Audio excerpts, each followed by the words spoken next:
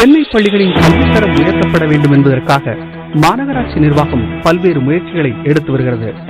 இதன் முதற்கட்டமாக கடந்த வாரம் காக்னிசெட் மற்றும் எய்டு இந்தியா நிறுவனங்களுடன் மாநகராட்சியின் சார்பில் ஒப்பந்தம் போடப்பட்டுள்ளது.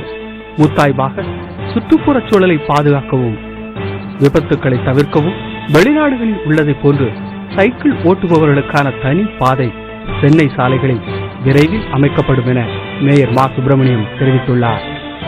இனி மக்களின் மனசாட்சி நேரலையில் எதிரொலி நிகழ்ச்சியை காண்போம்.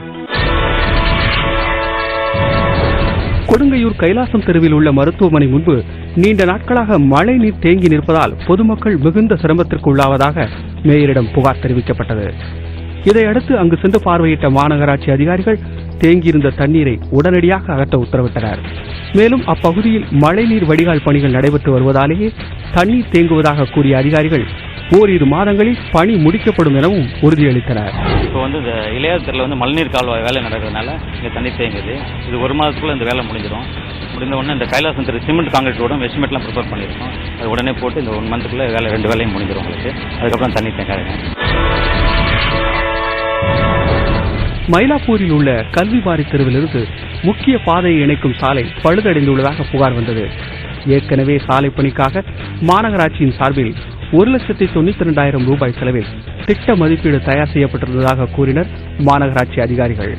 எனினும் மேயரிடம் புகார் தெரிவிக்கப்பட்டதை அடுத்து இரவோடு இரவாக சாலையை சீர் செய்யும் பணிகளில் ஈடுபட்டனர். இந்த சாலை மறுநாளே பொதுமக்கள் பயன்பாட்டிற்கு திறந்துவிடப்படும் எனவும் அவர்கள் தெரிவித்தனர்.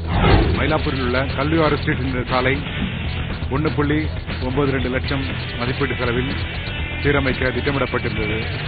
இதற்கிடையில் பொதுமக்களுடைய புகார் காரணமாகவும் வணக்கத்துறை மேயர் அவர் உடனடியாக செய்ய ஆணையிட்டதாலும் ஒரே நாளில் செய்து முடிக்கப்பட்டது. நாளை முதல் பொதுமக்கள் இதை பயன்பாட்டுக்கு பயன்படுத்தலாம்.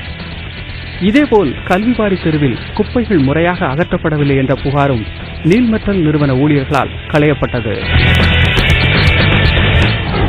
எதிர இருந்த குப்பையெல்லாம் இன்னைக்கு எல்லாம் கிளீன் பண்ணியிருக்காங்க. ரொம்ப சந்தோஷமா இருக்கு. மேயர் உடனே ஆக்ஷன் எடுத்து கிளியர் பண்ணிட்டாங்க. அதுக்கு எங்களுக்கு ரொம்ப சந்தோஷம். ரொம்ப நல்லா பண்ணியிருக்காங்க.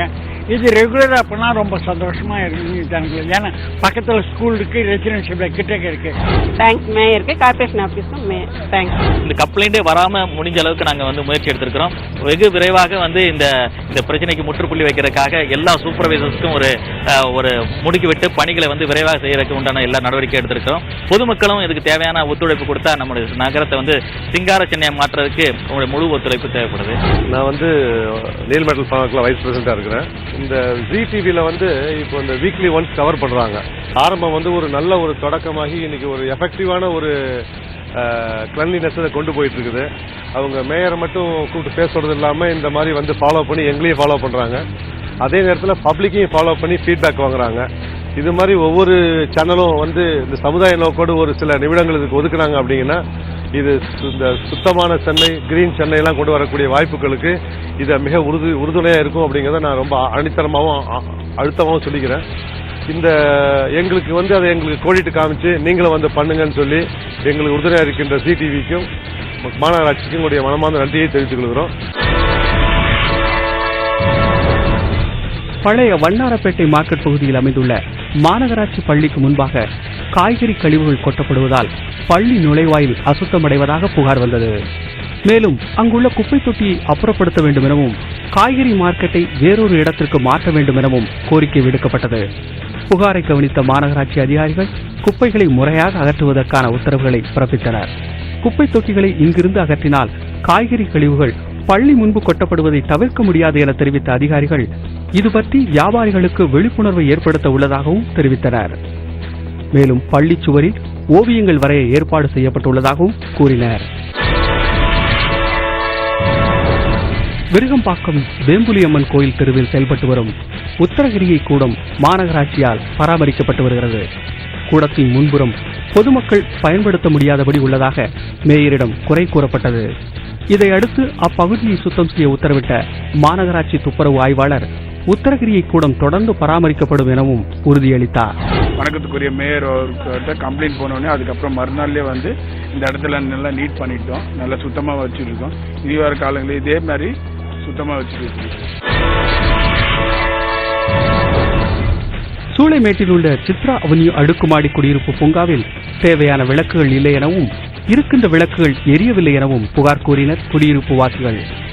இதையடுத்து பூங்காவிற்கு சென்ற மாநகராட்சி அதிகாரிகள் விளக்குகளை பழுது பார்த்தனர்.